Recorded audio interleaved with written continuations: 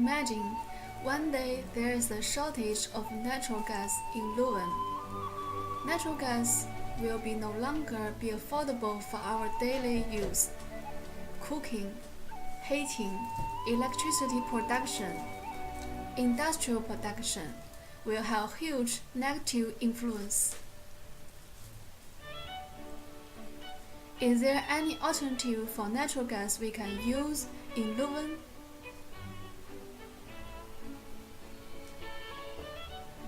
Biomass! But is reliable, available, feasible, desirable? Is it sustainable for Leuven? For this, we have to look into the 4 pillars of sustainability temple: philosophical, economic, sociological, technological. Now, we can look at this project in a philosophical view. First is utilitarianism. Nowadays, people want to do everything in a simple manner and they don't want to spend lots of money. Simplicity for people is to use natural gas, as it does not require much effort from them to implement anything compared to biogas. Also, it is cheaper, so people will feel happier. But if we look into the future, where natural gas will be a scarcity, its price will, of course, increase. This is when people will not feel happy about natural gas, and they would rather use biogas. So here we can say in utilitarianism it is desirable for us to implement biogas, and it would be best to implement it as soon as possible. Though this raises the question, why should we implement it now? It is unjust for us. To answer this, we will look at Rawls' two-stage approach. As we are already past the savable limit, implementing biogas production will only bring it back to the saving limit. The next generation can then be in a steady state stage. So the question remains, why should we implement it now? Rawls answers this by saying that there is a requirement for an accumulation stage, where the current generation leaves more than they receive, so that the next generation can be in steady state stage. Thus, it is desirable to implement. Now we move on to mill. We have a limit to the amount of natural gas, and because we have a limit, we can save and we have to save so as to be fair to everyone. To save natural gas, we have to implement the production of biogas, and so it is desirable. Now, one last question remains. Is it feasible? If we look at the generational overlap, we will see that because a generation overlap can exist, we can help the next generation form their preferences, and this can be done by teaching them to accept and participate in biogas production. Thus, we can say it is feasible. So in conclusion, in the philosophical view, it is both desirable and feasible to implement biogas production. Economic sustainability is also called green economic. According to the definition, a sustainable economic system should be able to make the future people enjoy the levels of consumption, wealth, utility, and welfare at least no less than we do today. So let's take a look at this project of biomass recycling. The basic idea of this project is to produce more biogas energy to meet the requirements of people in Leuven. From a macroeconomic point of view, it's easy to find that more goods will normally bring more economic growth. But is this growth from this project really sustainable? First, let's look at this diagram.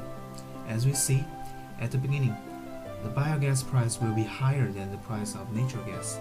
This is because the cost of natural gas production is cheaper than biogas production today. But in the long term, this situation will change. According to the technological estimation, if the natural gas consumption rate does not change, the natural gas on the planet will be used up in less than 60 years. And as the population grows, the consumption rate will keep increasing. Thus, as a conclusion, the natural gas supply will no longer be satisfying in several decades. And in the meanwhile, the price of natural gas will increase fast as well. But on the other hand, as the technology developing and bio-waste increasing, the biogas price will slowly go down. These two reasons will one day make the price of biogas lower than the price of natural gas. Based on this analysis, we can see this project is feasible since it will bring the future generation cheaper energy. But is it also economically desirable? The macroeconomic market is usually divided into three: goods and services market, labor market, and the financial market. If this project is applied in Leuven, first, there will be more gas supply in the goods and services market.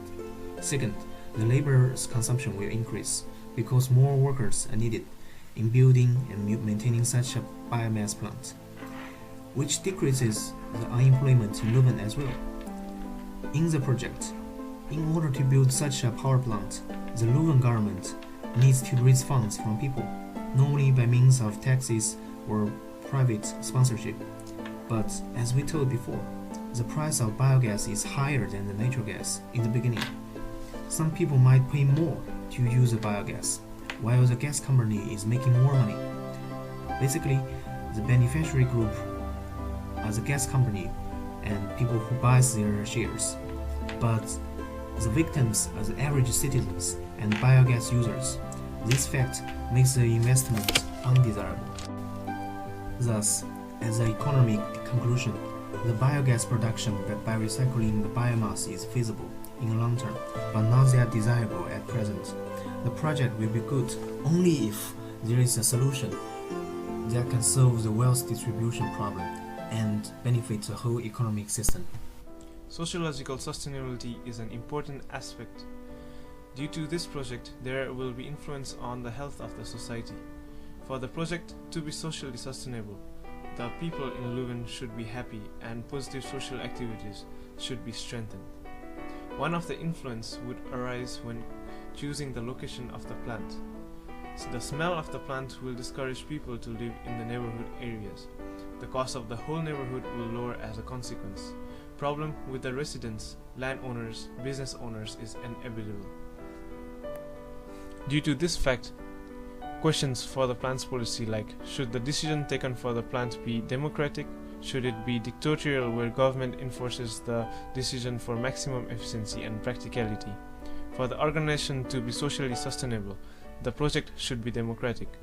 When the project is democratic, the people can address their own problem and give their verdict to a solution. In this way, the majority of the people in Leuven will be comfortable with the decision. Whereas, if the plan is enforced by the company without any opinion of the people, it is likely that majority of the people are dissatisfied with the solution as the company has ignored some of the major concerns of the society. Furthermore, when the project is dictated by a government or monopolistic company, the company or organization tries to impede the growth of the competitive company forcefully, as there will be a risk of this dictatorial company to lose its power. This will restrict the economic growth of the whole society. Similarly, another problem is regarding the profit gained by the project. Which socio-economic model should the project adopt? Should it be capitalist model where there is private ownership, or should it be a socialist model? While addressing this question, we need to think of, will the profit go to only the elites of the society, creating bigger economic gaps between the poor and the rich? Will the model lead to a greatest wealth? Will the project create jobs eradicating unemployment in the society? For a good sustainability in the society should move towards the direction of eradicating poverty. When the project is capitalist, the aim, like any other capitalist society, is growth or capital accumulation. If the project follows capitalist model, then it will create elites, but eventually, in the most ideal case, the money needs to trickle down to the poorer people, causing the whole society to develop economically. Similarly, when the project is more socialist, the service of the project are produced directly for the utility by the society and not for making profit. So, according to us, for the project to be sustainable, the best model that the organization should adopt is a hybrid of capitalist and socialist model. The purpose of the project is to provide service. The project suits socialist model more. But advantage of fast growth can be gained by combining capitalist view, making the project self-sustaining and expanding. People will engage in the project because it is democratic. The new project will create jobs, and as people of Leuven doesn't have to depend on expensive natural gas anymore, people will be much more happier. As a result, the society will be sustainable. Now I'm going to analyze the technological sustainability of this project.